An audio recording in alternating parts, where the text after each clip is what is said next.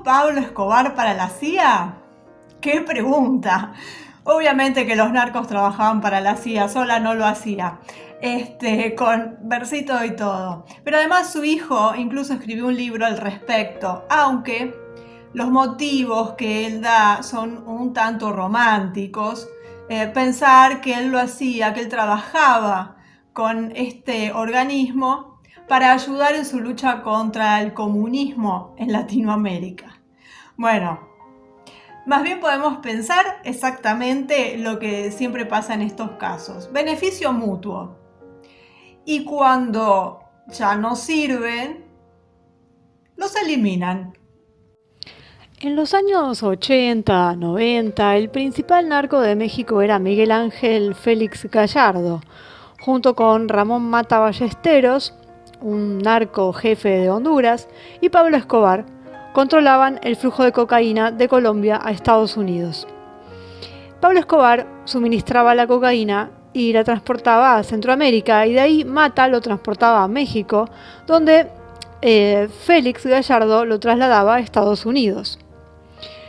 Durante las guerras en Centroamérica, estas guerras de guerrillas, la CIA cubrió la espalda de Félix Gallardo y le permitió contrabandear cocaína y crear una operación de lavado de dinero a cambio de dinero para abastecer a los Contra.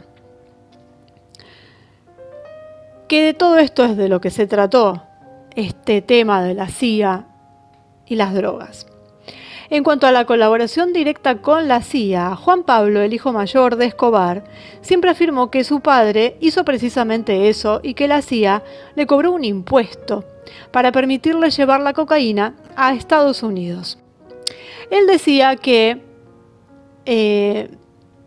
lo que hacía el padre era un negocio con Estados Unidos que utilizaba el dinero de la venta de la droga o este impuesto que le cobraba para su lucha contra el comunismo en Latinoamérica, cosa difícil de creer.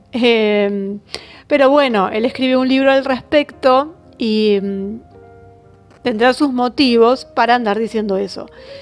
Lo más lógico es que sea un negocio, como vimos, como hizo con el mexicano, como hizo con el hondureño, también lo hizo con Pablo Escobar, la CIA.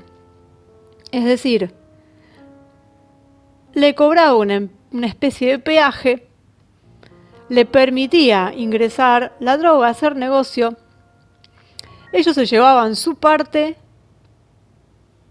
y es simplemente eso, una mafia más. Ahora, lo que siempre se planteó fue que cuando ya no le sirvió, cuando Escobar ya no servía, porque el negocio ya no les redituaba, porque ya tenían otros proveedores, lo traicionaron ante las autoridades colombianas y se produjo la persecución y la posterior muerte de Pablo Escobar. Y claro, no hay pruebas, como siempre, pero no es difícil de creer que al menos hubo contacto entre Escobar y la CIA, por la simple lógica. La lógica de que sabemos lo que la CIA estaba haciendo, que lo hacía con otros y por qué no lo iba a hacer con él. Y que gozó de muchos años de impunidad hasta que se acabó el negocio, exactamente para la época en que terminó todo esto, a gran escala, porque todo esto sigue, pero el auge fue hasta los años 90 y Escobar fue asesinado en el 93. Y siempre se dio durante el contexto de la Guerra Fría. Todo lo que estamos viendo, todas estas operaciones, todos estos tráficos, estas cosas se dieron en el marco de la Guerra Fría. Después la cosa cambió y los tiempos cambian y se dedican a hacer otras cositas. Entonces coincidió exactamente y los tiempos también coincidieron. Así que ahí tenemos a Pablo Escobar, que fue marcado como, obviamente, el rey de la droga, pero como un hombre buscado por su maldad. Hemos visto, se han hecho series mostrando su vida y los delirios que había también en esa vida, porque había mucho dinero, pero también ahí podemos ver cómo es que alguien crece tanto. No solamente él, otros también muy famosos, sobre todo en México, que crecen y crecen sin parar de la nada, es decir, de la nada no existe, alguien los ayuda, alguien los protege después y alguien los baja después.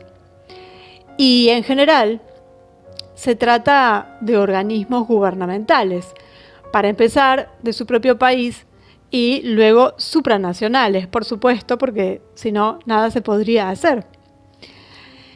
Y en este caso vemos cómo la DEA, por ejemplo, que era quien tenía que hacer su trabajo, tardó mucho en hacer su trabajo. Es decir, tardó lo que le convino. Y en eso está la CIA. Entonces, esto es algo más para agregar a las andanzas de la CIA. En este caso, con el archifamoso Pablo Escobar, pero lo podemos hacer extensivo a cualquier capo narco que haya existido, de los famosos, de los que ahora son incluso ídolos a través de las series, que los han presentado, si bien han mostrado la maldad y las cosas que han hecho, los ilícitos y demás, pero son personajes que los presentan de una manera que el público los termina aceptando. Eso también es una especie de programación.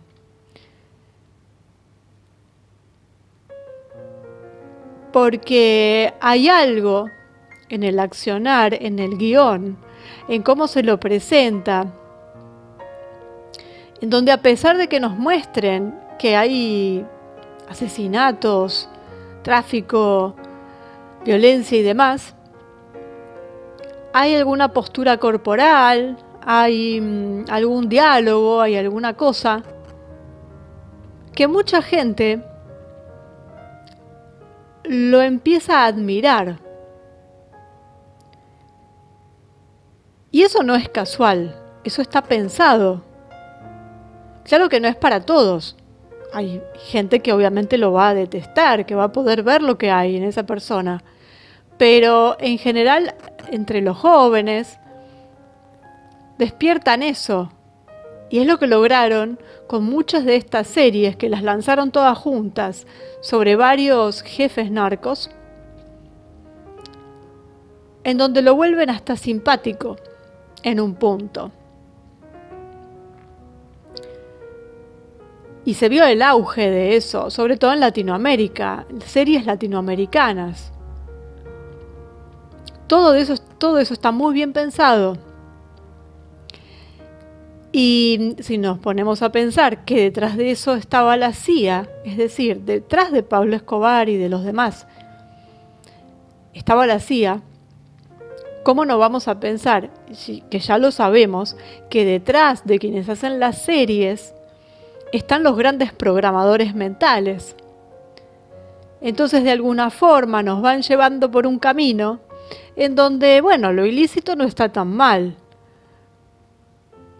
Y donde además, por supuesto, a la CIA no se la menciona ni nada por el estilo. Eso cae de maduro, ¿no? Pero, bueno, ahí está mencionado. Está puesto Pablo Escobar porque es el icónico, el más famoso. Pero no fue el único. También tenemos a Miguel Ángel Félix Gallardo, a Ramón Mata Ballesteros y a otros. Sobre todo en lugares dominados por Estados Unidos luego de los golpes que ellos propiciaron. Lugares donde obviamente se originaban estas plantaciones, ¿no? Y en donde subvencionaban a las guerrillas y a los grupos paramilitares. Toda esa zona de Centroamérica, Sudamérica, Colombia, Honduras, El Salvador, Nicaragua. Es decir, primero los toman, hacen un golpe, toman el lugar, ponen un títere, los ponen a producir, intercambian mercadería, les dan armas, les preparan a la guerrilla, ellos reciben la droga, después la venden, hacen negocio, también les cobran por poder hacer el negocio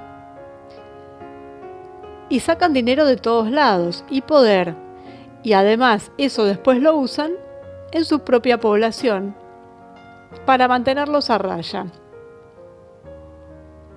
Salido exactamente de una mente diabólica, como son los dueños de todos estos organismos, que son los que están dentro de la pirámide, que son los miembros de la camarilla. Y ahí estaba Pablo Escobar y los otros, en otros países. Lo que pasa es que él se hizo famoso a través de las teleseries, entonces por eso está indicado como para hablar de él, porque era el más famoso de todos, con todas sus extravagancias y por supuesto la conexión tenía que existir. Y además ya hay alguien que lo ha mencionado públicamente.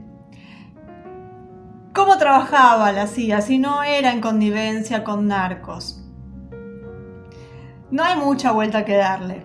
Así que ahí tenemos a Pablo Escobar como agente, pero un agente que en realidad era una especie de socio y que cuando molestó o cuando ya no les interesaba, había que sacarlo del medio.